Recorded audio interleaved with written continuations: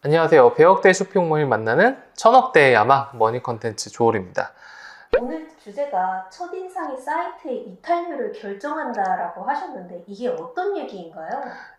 여러분 이제 쇼핑 운영하다 보면 광고 보고서를 이렇게 받아보실 텐데 유독히 이제 효율이 안 나오고 이런 키워드들이 있을 거예요. 특히 메인 키워드에서 효율이 안 나면 정말 뼈가 아프죠. 예를 들어가지고 제가 침대를 팔고 있는데 침대라는 키워드로 들어왔던 고객들이 ROS가 굉장히 낮거나 광고 수익률이 낮거나 혹은 데이터를 좀 더 보실 수 있는 분들이라면 이제 네이버 카운터가 제공하는 수치 중에 이탈률이라는 수치가 있거든요.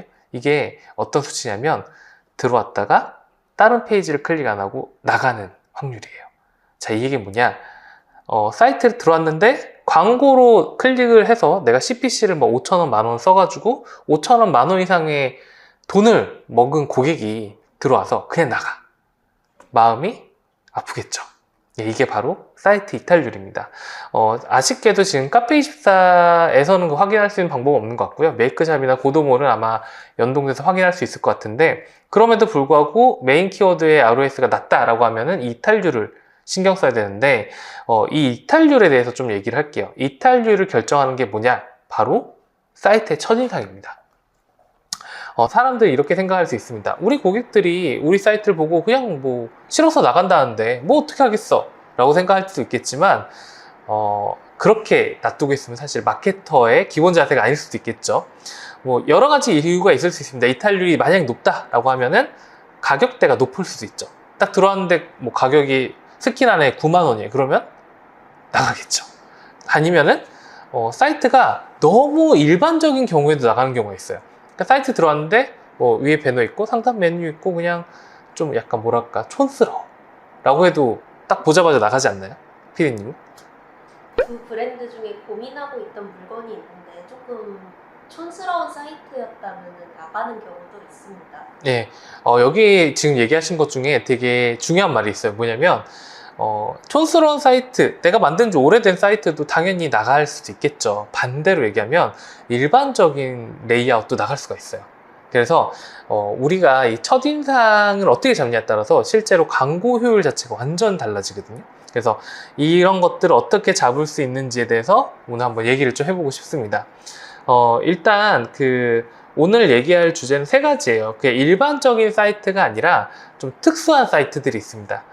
대표적인 경우가 쇼핑몰에서 판매가 거의 안 일어나는 사이트들이 있어요. 예를 들자면 입점이 많이 된 사이트들 있죠. 이거를 저희는 지원 사격용 사이트라고 하는데, 예를 들어 오늘의 집에도 조명이 있고 스마트 스토어에도 조명이 있고 뭐 11번가에도 조명이 있는데 이걸 보고 굳이 내 사이트를 들어왔어. 이 심리는 뭘까요? 이 브랜드에 대해서 조금 더 알아보고 싶다라는 생각이 들어요. 정답입니다. 브랜드를 위해서 조금 더 알아보고 싶다? 플러스 알파가 있죠. 내가 콕 집은 제품이 있을 거예요. 이 정도면은 콕 집은 제품이 좀 더 좋아 보였으면 좋겠다 라는 느낌이 있을 수 있어요. 왜냐면은 이 콕 집은 제품이 좀 더 임팩트 있고 예뻐 보이면 내가 살려고 마음 먹은 건데 마음 먹고 들어온 거죠. 그래서 대표적으로 이런 지원 사격용 혹은 비주얼 사이트 같은 경우에는 가장 많이 쓰는 방법 중에 하나가 지금 나오는 이제 라디룸이라고 하는 사이트처럼 잡지식 레이아웃을 좀 가지고 있습니다. 우리가 흔히 쇼핑몰이라고 하면 곧바로 그냥 메인 배너 조금 얄쌍하게 만들고 곧바로 상품들이 쭈루룩 나오는 형태인데 그런 형태가 아니죠. 지금 한번 볼까요? 지금 한번 보면은 느낌이 있는 좋은 풍경, 디자인 조명과 라디룸 이렇게 써 있어요. 그러면 중간에 보면 About Us, 스토어, 커뮤니티 이런 것처럼 지금 피디님 얘기한 것처럼 신뢰성 배너가 있습니다. 한 파트만 좀 내려보면은 이렇게 잡지식으로 넘어가요. 예쁘죠? 엄청 예쁘네요. 예, 이게 사실 구조적으로는 되게 단순한 구조입니다. 그리고 사실 쇼핑몰에서는 절대 쓰지 않는 구조죠. 왜 쇼핑몰에서 안 쓰냐면 이게 스크롤을 강제시킨 거거든요. 그러니까 스크롤을 내리면은 쓱 올라가는 게 아니라 한 페이지씩 내려가다 보니까 내가 상품을 사야 되는 사람인데 이러다 보면 속이 터져요. 속이 터져서 절대 일반적인 쇼핑몰에서는 할 수 없지만 장점, 엄청 예쁘고 강제적으로 예쁜 거를 계속 보여주기 때문에 이 제품은 정말 예쁜 것이 틀림없어 라는 이제 레이아웃을 가지게 됩니다. 그래서 이렇게 지원 사용용 레이아웃을 원하시는 분들에게는 이 라디룸 같이 잡지식으로 된 풀 브라우징 사이트 레이아웃을 한번 참고해 보시면 정말 좋을 것 같고, 반대로 제가 이제 쇼핑몰 업종을 많이 보다 보니까 이게 너무 좋아 보였나 봐요. 그래가지고 얼마 전에 그 이불을 파시는 쇼핑몰이었어요. 그러니까 이불 파시는 쇼핑몰이 이 레이아웃을 딱 차용을 했거든요. 그 결과 어떻게 됐을까요? 결과가 좋지 않았나요, 혹시? 이게 굉장히 안 좋았습니다. 그의 트래픽이 절반으로 그냥 떨어졌어요. 왜? 나는 상품을 다양하게 보고 싶어서 왔는데 이게 너무 좋으니까 요거 스크롤 내릴 때까지 상품이 안 보이는 거야. 그러니까 사람들이 그냥 거기서 이탈을 해버리는 거죠. 그래서 일반적인 쇼핑몰은 이런 레이아웃을 쓰긴 좀 힘들지만, 반대로 일반적인 쇼핑몰에서 브랜드를 분리시키는 경우가 있어요. 그러니까 일반적으로 쇼핑몰 모아두다 보면 내가 신규 브랜드를 만들어도 주문을 못 받을 때가 있잖아요. 그래서 신규 브랜드 만들 때는 이런 레이아웃을 참고시키면 제품 수가 좀 적어도 임팩트 있게 지원을 할 수가 있습니다. 자, 두 번째는 재방문이 좀 많고 남성 위주의 쇼핑몰들은 이제 레이아웃을 어떻게 짜야 되나 고민이 많을 때가 많아요. 왜냐하면은 대부분 우리가 디자인 스킨에서 보이는 거는 디자인 소품 브랜드라든가 여성 의류 쇼핑몰 레이아웃이 대부분이에요. 카페이스타 디자인 센터 이런 데 들어가 보면 이 두 가지 종류로 많이 팔거든요. 피디님이 생각할 때 남자 고객이라든가 혹은 재방문이 많은 사이트인 경우에는 사이트에서 뭘 보여주면 정말 좋을까요? 첫인상의 임팩트가 딱 남을까요? 제가 이용하는 쇼핑몰 중에 남자들이 많이 이용했던, 남성 유저들도 많았던 쇼핑몰들을 살펴보면은 약간 제품의 인기 순위, 베스트 랭크 그런 거를 앞에다가 두는 경우가 많았던 것 같아요. 그것도 정말 좋은 방법이에요. 그래서 뭐 컴퓨존이라든가 컴퓨터 파는 업체들 같은 경우는 그렇게 인기 순위를 갖다 놓긴 하죠. 예. 그러고 또 하나가 더 있습니다. 남성 고객들이 일부분은 아니겠지만 대부분은 자기가 쓰던 쇼핑몰에 대해서 자부심을 느끼길 원한다는 사실을 알고 계신가요? 처음 들어봤어요. 예, 자기 집단 소속감이 굉장히 중요한 성별이에요. 그러다 보니까 잘 되는 쇼핑몰들의 특징은 그 집단 소속감을 느끼게 하기 위해서 자사에 대한 강력한 어필하는 경우가 많아요. 제일 첫 번째가 칸투칸이라는 사이트입니다. 칸투칸이라는 사이트 한번 들어가 보시면은 첫 번째 메인 배너가 딱 써 있고 곧바로 밑에 뭐가 있냐, 원 단위까지 나오는 매출치가 쫙 깔려 있어요. 오늘의 방문자, 어제의 일매출, 이번 달의 매출, 올해 누적 매출 해가지고 굉장히 세밀하게 포커스가 돼 있거든요. 근데 이게 여성용 레이아웃에는 정말 맞지 않습니다. 근데 남성분들은 이걸 딱 보자마자 전율이 돋아요. 짜릿해. 내가 이용하는 사이트가 역시 잘 나가는 게 맞았어. 혹은 이런 것까지 꼼꼼하게 체크하다니 너희들은 정말 내가 존경할 만한 사람이야 라는 식으로 하게 되고, 실제로 남성 고객들은 칸투칸이라는 사이트, 특히 40, 50대 분들이 칸투칸이라는 사이트에 딱 들어오면 머리가 탁 멈춥니다. 와, 여기는 좀 봐야겠는걸? 이라고 하는 거죠. 그리고 또 하나의 사이트가 OK몰이라는 몰이 있어요. 여기는 옛날로는 OK아웃도어닷컴 이라는 데였고, 여기도 보면은 처음 레이아웃 자체는 좀 평범해 보이는데 마우스로 오버하다가 Y 넘버1이라는 데를 딱 클릭하자마자 갑자기 화면이 확 바뀝니다. 갑자기 메인이 확 바뀌어요. 보이시나요? 그러니까 이게 되게 과감한 레이아웃이에요. 뭐냐면은 OK몰 같은 경우는 딱 클릭하면 처음에는 그냥 뭐 MD픽, 뭐 샵, 베스트셀러, 뭐 베네핏 정도로 되게 심플한 사이트로 보이는데 Y 넘버원이라는 상단 메뉴를 딱 마우스 오버를 하면은 갑자기 매출이 나오고 100% 정품 판매, 최저가 보상, 회원수, 배송 응대, 회원 혜택 및 수상, 특히 막 그 회원 혜택 및 수상 이런 거 보면 어떻게 이렇게 자잘스럽게 디테일할까까지 보이는 그런 레이아웃을 가지고 있거든요. 이게 바로 재방문 고객하고 남성 고객들을 사로잡는 그 강력한 디테일한 그 레이아웃이라고 보시면 됩니다. 그러니까 브랜드 컨텐츠들을 최대한 최상단에 배치를 해놓죠. 그래서 OK몰 같은 경우도 메인 배너가 도는데 옆에서 Y 넘버원이 계속 돌아요. Y 넘버원이 계속 돌고 요걸 만약 클릭하면 또 그 페이지가 나오는 거죠.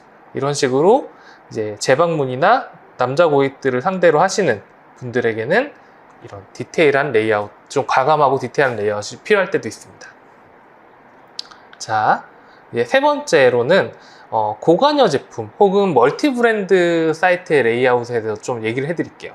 자, 고관여 제품이라고 하면은 이제 가구 같은 걸 얘기하겠죠. 이제 가구 살 때 PD님 뭐 곧바로 보자마자 사시나요? 아니요, 절대 그렇지 않죠. 그쵸, 이게 진짜 몇 개월 동안 살펴보는 거. 그쵸, 몇 개월 동안 살펴보기도 하고 매장에 가기도 하고 연차 내가지고 보기도 하고 이렇잖아요. 그런데 이 고관여가 더 심해지는 영역이 있어요. 가구인데 아이 침대, 이거는 어마어마한 고관여겠죠. 왜냐면 우리 아이가 혹시 자다가 뭐 사고가 나지 않을까, 낙상 떨어지지 않을까 이런 고민하게 되잖아요. 그런 제품들 혹은 그거에 준하고 있는 고관여 제품들, 그리고 멀티 브랜드라는 개념이 있습니다. 멀티 브랜드는 뭐냐면 내가 사업을 하다 보니까 예를 들어 지금 나오고 있는 뭐 하로월드라는 사이트 보면은 뿌띠라뺑이라는 사이트가 있고요. 그 다음에 뿌띠 베이비라는 사이트가 있고, 드림카베드, 퍼트슬립, 위드그로우, 키즈투유스, 뿌띠 버디까지 브랜드가 한 사업자가 하나, 둘, 셋, 넷, 다, 여, 7개까지 있는 걸 볼 수가 있는데, 이게 문제가 뭐냐면 이 브랜드들이 고객들이 좀 겹쳐요. 예를 들어가지고 뿌띠라뺑은 아기 원목 침대고, 뿌띠 베이비는 벙커 침대라고 해서 약간 면 소재로 된 이렇게 둘러쌀 수 있는 침대예요. 그 다음 드림카베드는 자동차 모양으로 된 되게 자동차나 뭐 해적선 모양으로 된 되게 위트 있는 침대들이고, 또 퍼트슬립은 거기에 까는 매트리스를 얘기합니다. 거기다 위드그로우는 아이들이 좀 자라면 아이들 책상을 얘기하다 보니까 이 사업자 입장에서는 브랜드도 보여줘야 되고, 그 다음에 이 제품의 고관여 제품들이 얼마나 신뢰가 있는지도 보여줘야 되다 보니까 어떤 식으로 사이트 레이아웃을 하냐 보면은 사이트가 좀 독특합니다. 일단 딱 들어가면은 최상단에는 사이트인 사이트라고 해가지고 탭 형식으로 브랜드인 사이트가 보여요. 그러니까 딱 클릭하면은 뿌띠라뺑 클릭하면은 뿌띠라뺑으로 채워진 사이트가 나오고요. 뿌띠 베이비를 클릭하면 뿌띠 베이비로 된 사이트가 나옵니다. 그리고 뿌띠 베이비로 딱 클릭하면은 뭐 범퍼 침대 세트, 아이 범퍼 침대 체크리스트 뭐 이런 것들이 나오고요. 뭐 드림카베드 클릭하면은 이제 또 드림카베드가 쭉 나오는 형태고, 또 코너는 곧바로 브랜드 스토리가 나오는 형태로 돼 있어요. 메인 배너 바로 아래에 이런 식으로 이제 레이아웃이 돼 있죠. 그래서 내가 멀티 브랜드를 운영하고 있다, 아니면은 고관여층이다 라고 하는 경우에는 이런 식으로 브랜드도 다 사이트의 탭 형태로 놔두고, 그 다음에 사이트마다 브랜드 코드를 최상단에 배치를 하면은 고객들로 하여금 여기는 읽을 거리도 많고 내가 믿을 만한 거리도 많고, 근데 우리 아이가 이런 식의 침대를 좋아할까? 벙커 침대가 좋을까? 원목 침대가 좋을까? 하면서 소위 말해서 뺑뺑이를 돌릴 수가 있어요. 그래서 이런 경우에는 각자의 사이트를 나누는 경우도 있거든요. 원래 이 하로월드가 뭐 드림카베드, 뿌띠라뺑, 뿌띠베이비 다 사이트가 다 따로였었어요. 근데 그거를 이런 경우에 통합해서 운영하시는 레이아웃을 참고해 보시는 것도 좋지 않을까 싶고요. 최근에 만들어진 사이트는 이제 슬립스파라는 사이트가 있고, 이제 슬립스파라는 사이트도 지금 나오겠지만, 이제 풀 브라우징을 가지고 있으면서도 뭐 슬립 베이비, 슬립 키즈, 슬립 커스텀처럼 혹은 슬립 캠핑처럼 이런 식으로 사이트인 사이트도 잘 나눠져 있거든요. 그래서 사이트를 묶어 놓으면, 그리고 묶어 놓되 사이트인 사이트의 형태로 별도의 사이트인 것처럼 보이게 되면은 고객으로 하여금 굉장히 이 업체가 크고 그리고 고관여 제품이다 보니까 좀 부족한데 이거 좀 더 채워줬으면 좋겠는데 같은 코너들도 이제 뭐랄까 흡수를 할 수 있어요, 고객들이. 그래서 일석이조가 되는 형태다. 피디님, 이런 하로월드 사이트 보면 어때 보여요? 좀 커 보이나요? 네, 그리고 제품이 되게 다양해 보여요. 그리고 이런 다양한 제품들이 한 번에 보이니까 너무 복잡해 보이고 정신없어 보이진 않나요?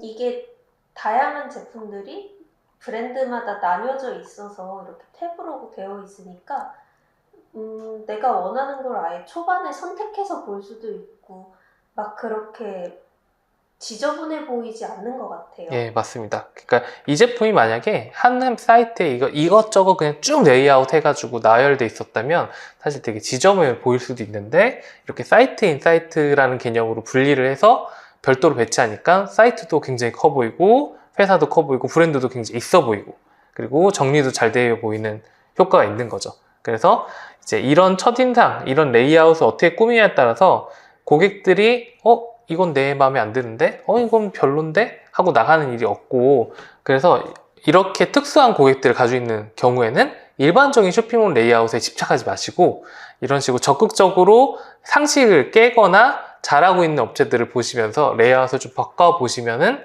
훨씬 광고 수익에도 혹은 향후 재방문율도 훨씬 늘어나실 수 있다라고 얘기를 드리고 싶습니다. 감사합니다.